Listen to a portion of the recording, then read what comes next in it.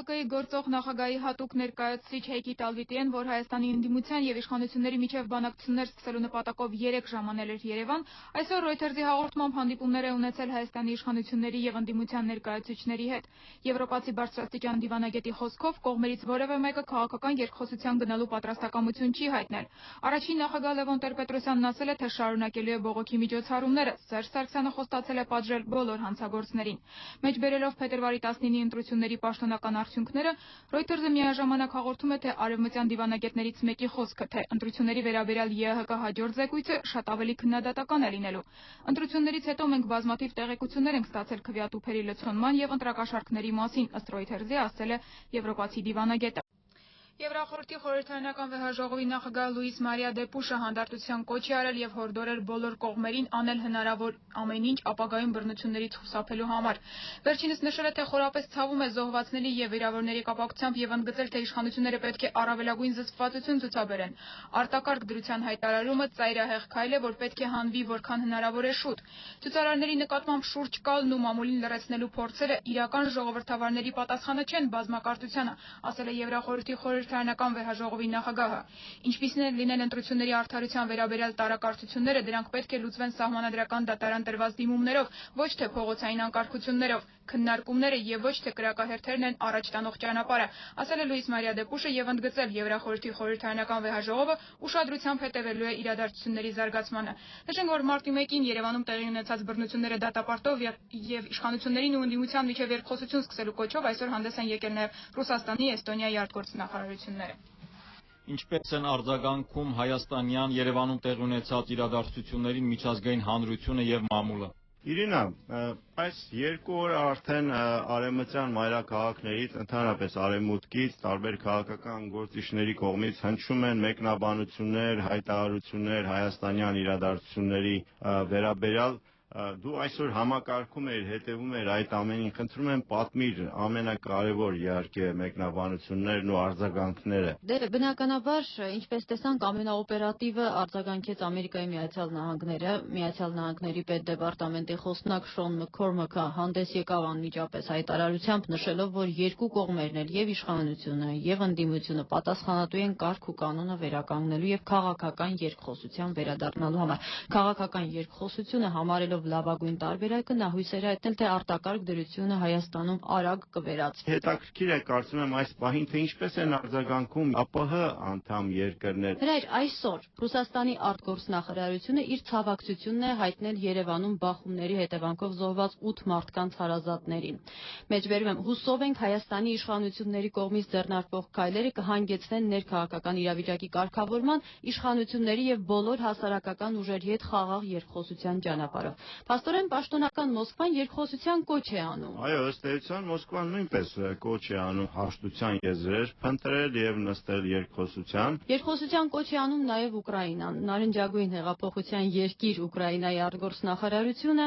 անհանգստություն հայտնելով այս իրավիճակի շուրջ նշել է, որ կողմերի բոլոր գործողությունները պետք է իրականացվեն սահմանադրության շրջանակներում։ Իդեպ ասեմ, որ Ուկրաինայի արտգործնախարարությունը միաժամանակ կոչ է արել Ուկրաինայի քաղաքացիներին խուսափել Հայաստան գալուց մինչև իրավիճակի վերջնական կայունացումը։ Վերածնդիմությունը շատ խիստ է արձագանքել կատարվածին, Հայաստանի իշխանություններին կոչ անելով, մեջբերում եմ, անհապաղ դադարեցնել բռնությունները սեփական ժողովրդի դեմ։ Հավելեմ նաև, որ Ադրբեջանի արտգործնախարարությունը հայտարարել է, թե իրենք մտադիր չեն Հայաստանի ներկա բարդ ներքաղաքական իրավիճակը օգտագործել սեփական շահերի համար։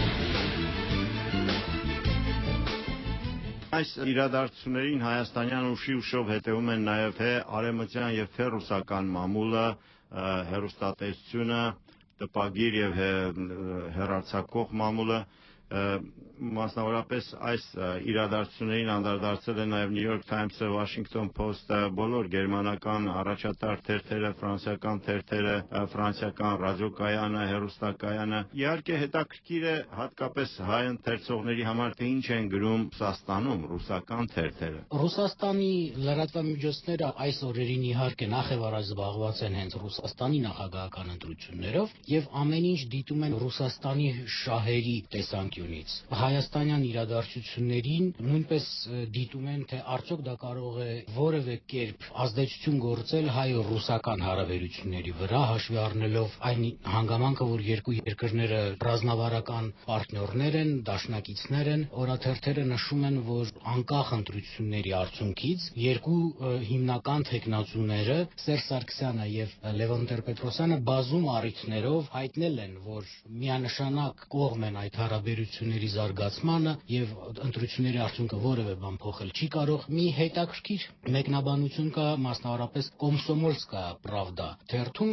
ընդհանրապես ռուսական մամուլը սիրում է բաժանել հեղափոխություններ, գույներ, մանուշակագույն, նարնջագույն, վարդերի հեղափոխություն։ Հայաստանի վերաբերյալ ընտրվել էր այսպիսի մի սիմվոլ ծիրան։ Երևանն այրված է ծիրանագույն հեղափոխությունից։ Այս վերնագրի ներքո Կոմսոմոլսկայա պրավդան գրում է, որ քաղաքի կենտրոնը հիմա նման է ռազմադաշտի, հրկիզված ավտոբուսներ, տրոլեյբուսներ։ Շաբաթ օրը իշխանությունների համբերության պաշարը սպառվել է, ՕՄՈՆ-ը քաղաքը մաքրել է 7-8 ամբոխից, Տեր-Պետրոսյանը հայտնվել է տնային կալանքի պայմաններում, ինչի արդյունքում իշխանությունը ստացել է արդեն 40,000 չկառավարվող ամբոխ։ Սա Կոմսոմոլսկայա պրավդայի մեկնաբանի տեսակետն է, որ տխրությամբ է գրում, ասում է տխուր արդյունք է ծաղկուն, մտավորական, ինտելիգենտական, ինչպես նա է գրում Երևանը, որի փողոցներով ապահով քայլում է, զբոսնում է ուշ ժամերին, այսօր այնպիսի տեսք ունի, կարծես ռմբահարման է ենթարկվել եւ նոր իշխանությանը չես նախանձի ըստ մեկնաբանի, քանզի դրա կառավարման մեկնարկը կեղտոտված է ընդդիմության ամենադաժան միջոցներով հալածելու փաստով։ Եվ ընդդիմությունն էլ է մինուսում, այսինքն ընդդիմության հաշվեկշիռն էլ բացասական է, որովհետև այնուամենայնիվ եւ ԵԱՀԿ-ի եւ ԱՊՀ-ի դիտորդները ընտրությունները ճանաչել են համեմատաբար ընդունելի եւ բնավ մտադիր չեն փոխել իրենց այդ կարծիքը։ Եվ այսպիսի մի բան էլ է նշում մեկնաբանը, որ ինչպես եւ Վրաստանում անհնազանդության տոնին հաջորդում է ծանրագույն խումարը։ Ըստ Կոմսոմոլսկայա պրավդայի ապստամբների թիկունքում չէր Մոսկվան։ Արևմուտքն էլ կողմերից որևէ մեկին կոնկրետ չի պաշտպանել եւ դրա արդյունքում ծիրանագույն հեղափոխությունը ինքնին խեղդվել է։ Ռուսական բոլոր թերթերը փաստորեն մոտավորապես նույն տեսանկյունից դիտում են այդ իրադարձությունները, բացառությամբ իհարկե խիստ իշխանամետ մամուլի, որը ավանդապես սատարում է իշխանություններին եւ առաջ է տանում այն միտքը, որ գործող վարչակազմը օգտակար է ավելի Ռուսաստանի